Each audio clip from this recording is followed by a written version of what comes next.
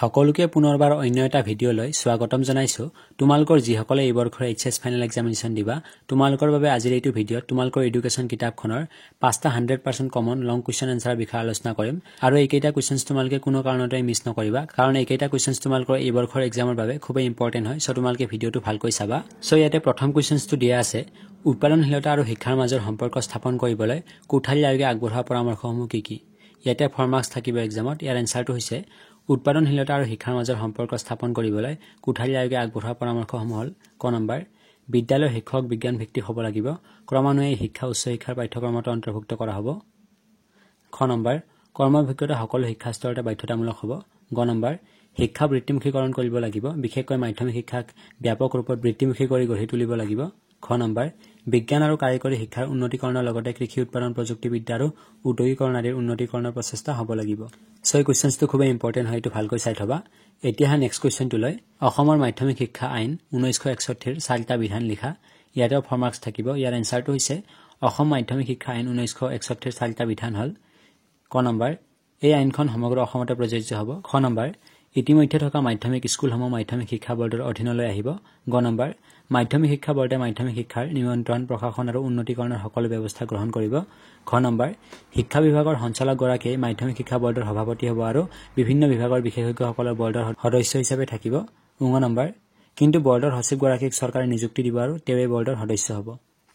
So এই কুৱেশ্যনছটো খুবেই important হয় এই বৰ্ষৰ এক্সামৰ বাবে, এইটো ভালকৈ চাই থবা।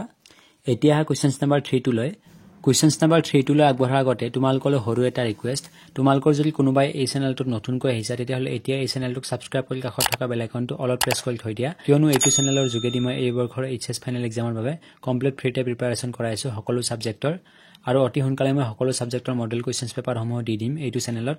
সো তোমালোকে ছাবস্ক্ৰাইব কৰি ল'বা, খুবেই হেল্পফুল হ'ব। অনানুষ্ঠানিক শিক্ষাৰ সীমাবদ্ধতাবোৰ উল্লেখ কৰা।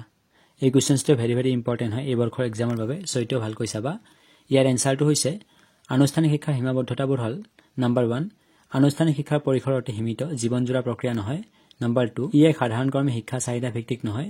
নম্বৰ 3, আনুষ্ঠানিক শিক্ষাৰ নীতি নিয়মবোৰ অনমনীয়, গতিকে সাধাৰণ আৰু সমাজৰ বঞ্চিত লোকৰ বাবে ই উপযোগী নহয়। নম্বৰ 4, এই শিক্ষা লোৱাৰ বাবে খৰচ অতি বেছি হয়, গতিকে দুখীয়া শ্ৰেণীৰ লোকে এই শিক্ষাৰ পৰা বঞ্চিত হয়। নম্বৰ 5, এই শিক্ষা গণতান্ত্ৰিক নহয়। সো এই কুৱেশ্যনছটো ভেৰি ইম্পৰ্টেণ্ট হয়, এইটো ভালকৈ চাবা। এতিয়া কুৱেশ্যনছ নম্বৰ 4 মুক্ত বিদ্যালয় কি, মুক্ত বিদ্যালয়ৰ প্ৰয়োজনীয়তাৰ বিষয়ে চমুকৈ আলোচনা কৰা বা চমুকৈ লিখা। এই কুৱেশ্যনছটোত 6 মাৰ্ক থাকিব আৰু এইটো খুবেই ইম্পৰ্টেণ্ট হয়। ইয়াৰ এনসাৰটো হৈছে মুক্ত বিদ্যালয়। মুক্ত শিক্ষা বা মুক্ত বিদ্যালয় শিক্ষাদান প্ৰক্ৰিয়াটো মুক্তভাৱে সম্পন্ন কৰা হয়। শিক্ষাদান প্ৰক্ৰিয়াৰ কোনো আনুষ্ঠানিক ধ্যান ধাৰণা নাই। ৰেডিঅ', দূৰদৰ্শন, ভিডিঅ', কেছেট, টেপ ৰেকৰ্ডাৰ আদিৰ লগতে শ্ৰৱণ দৰ্শন আহিলাৰ মাধ্যমেৰে শিক্ষাদান কাৰ্যক বাস্তৱমুখী কৰি তোলা হয়। এনেবোৰ কাৰ্যসূচীৰ লগতে ব্যক্তিগত সান্নিধ্যৰ ব্যৱস্থাও আছে। মুক্ত বিদ্যালয়ৰ প্ৰয়োজনীয়তাখিনি তলত উল্লেখ কৰা হ'ল। নম্বৰ 1, দেশৰ পৰা নিৰক্ষৰতা দূৰীকৰণত সহায় কৰা। নম্বৰ 2, উচ্চ শিক্ষাৰ প্ৰতি হাবিয়া পূৰণত শিক্ষাৰ্থীক সহায় কৰা। নম্বৰ 3, সকলোৰে বাবে শৈক্ষিক সুযোগৰ সমবিতৰণ কৰা। নম্বৰ 4, শিক্ষাক ভিন্নমুখী আৰু বৃত্তিমুখীকৰণ কৰা। সো এই কুৱেশ্যনছটো ভেৰি ইম্পৰ্টেণ্ট, এইটো ভালকৈ চাবা। এতিয়া কুৱেশ্যনছ নম্বৰ 5 কোঠাৰী আয়োগৰ 10+2+3 পদ্ধতিটো লিখা। ইয়াতে 4 মাৰ্কছ থাকিব, অথবা এই কুৱেশ্যনছটো এই ধৰণে সুধিব পাৰে যে 10+2+3 পদ্ধতি সম্পৰ্কে চমুকৈ লিখা।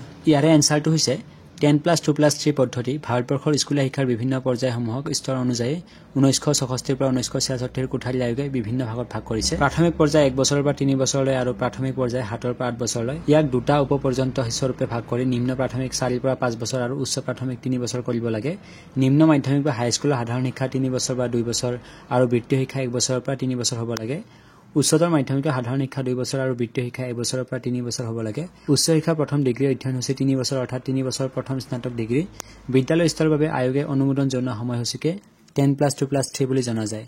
সো এই কুৱেশ্যনছটো খুবেই ইম্পৰ্টেণ্ট হয়, এইটো ভালকৈ চাবা। আৰু তোমালোকৰ সুবিধাৰ্থে মই ইয়াতে এটা এক্সট্ৰা কুৱেশ্যনছ এড কৰি থৈছোঁ, অৰ্থাৎ কুৱেশ্যনছ নম্বৰ 6, আৰু এই কুৱেশ্যনছটো খুবেই ইম্পৰ্টেণ্ট হয়, সো এইটো ভালকৈ চাবা। অনানুষ্ঠানিক শিক্ষা কি, ইয়াৰ বৈশিষ্ট্যসমূহ আলোচনা কৰা।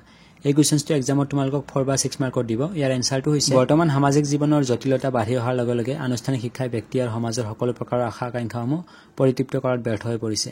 গতিকে আনুষ্ঠানিক শিক্ষাৰ কঠোৰ নীতি নিয়মসমূহ কিছু শিথিল কৰি অগতানুগতিক শিক্ষা ব্যৱস্থা কৰা হৈছে। এই শিক্ষা অনানুষ্ঠানিক শিক্ষাৰ দৰে অনিয়ন্ত্ৰিত নহয়, অৰ্থাৎ স্বাভাৱিক পৰিৱেশ, ঘৰ, সমাজ আদিৰ লগত হোৱা ক্ৰিয়া প্ৰতিক্ৰিয়াৰ ফল নহয় আৰু আনুষ্ঠানিক শিক্ষাৰ কঠোৰ নীতি নিয়মৰ দ্বাৰাও আবদ্ধ নহয়। অগতানুগতিক শিক্ষা উদ্দেশ্যহীন, অপৰিকল্পিত নহয়।